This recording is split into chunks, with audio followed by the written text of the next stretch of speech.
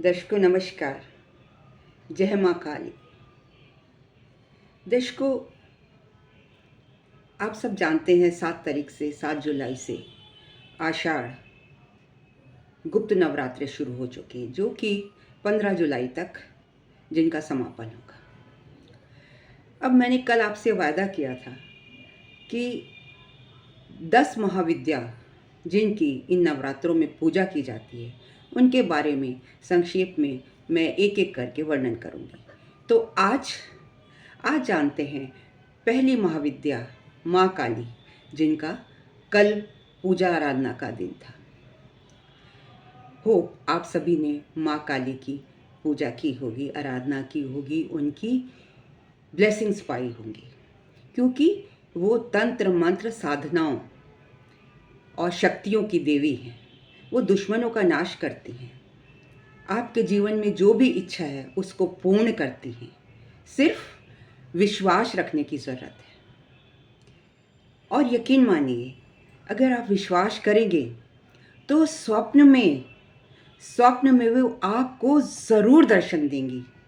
ये मेरा आपसे वायदा है। आप करके देखिए विश्वास। तो देखिए, पौराणिक कथाओं के अनुसार जो पहली महाविद्या माँ काली, उनका कैसे जन्म हुआ। दारुक नाम का एक राक्षस था, जिसने जप तप करके विष्णु जी से वरदान प्राप्त कर लिया। और वरदान प्राप्त करने के बाद वो देवताओं को परेशान करने लगा, स्वर्ग लोक पर भी कब्जा कर लिया। चारों ओर हाहाकार मच गई।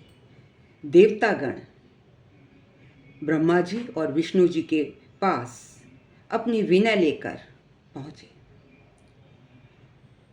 ब्रह्मा जी ने कहा कि क्योंकि वरदान उन्होंने दिया था तो काट भी उन्हीं के पास थी।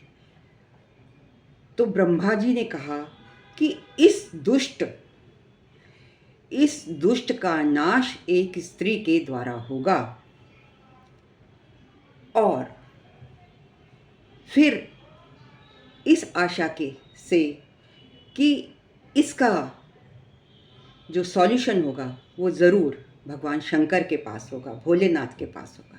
आप जानते हैं भोलेनाथ कितने दयालु हैं, रिद्धि सिद्धि के दाता हैं, आदि हैं, अनंत हैं। तो जब ब्रह्मा जी और विष्णु जी और सभी देवता भगवान शंकर के पास पहुंचे तो भगवान शंकर बहुत विचलित हो गए। उन्होंने सोचा कि अब क्या किया जाए, और माता पार्वती की तरफ प्यार भरी नज़रों से देखा। माता पार्वती मुस्कुराईं और उन्होंने अपना एक अंश भगवान शंकर में ट्रांसफ़र कर दिया। वो भगवान शंकर में एक उनका अंश चला गया। उस अंश से भगवान शंकर के गले में जो विष था उसने एक नया रूप ले लिया। मतलब ये रूप पार्वती जी का ही है, लेकिन एक नया रूप ले लिया। कैसे? भगवान शंकर ने अपना तीसरा नेत्र खोल दिया।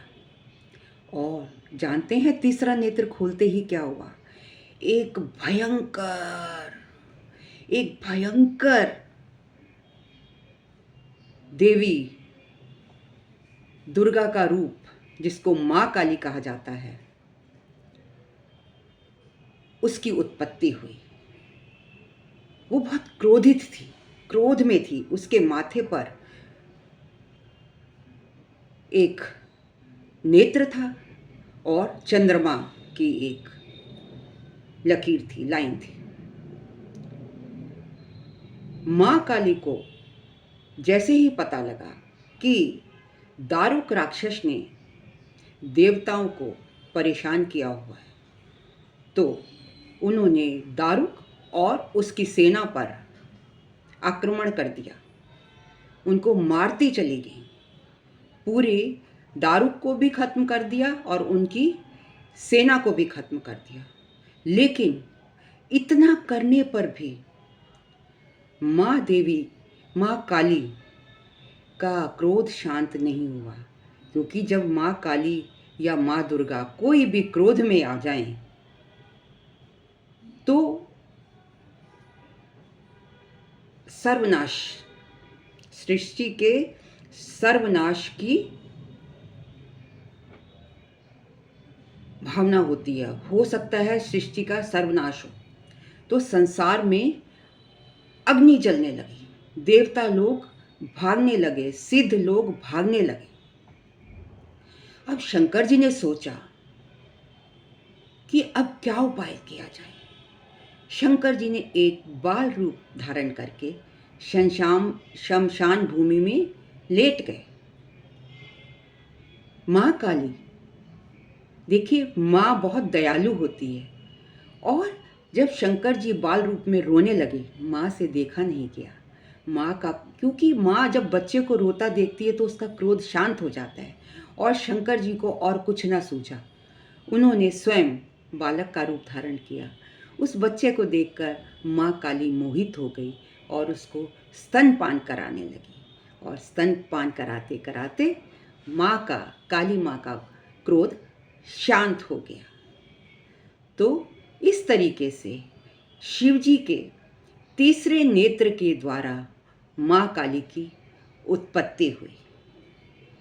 दूसरी महाविद्या है तारा, जिनका वर्णन मैं दूसरे वीडियो में ज़रूर करूँगी। और मेरा वायदा है, अगर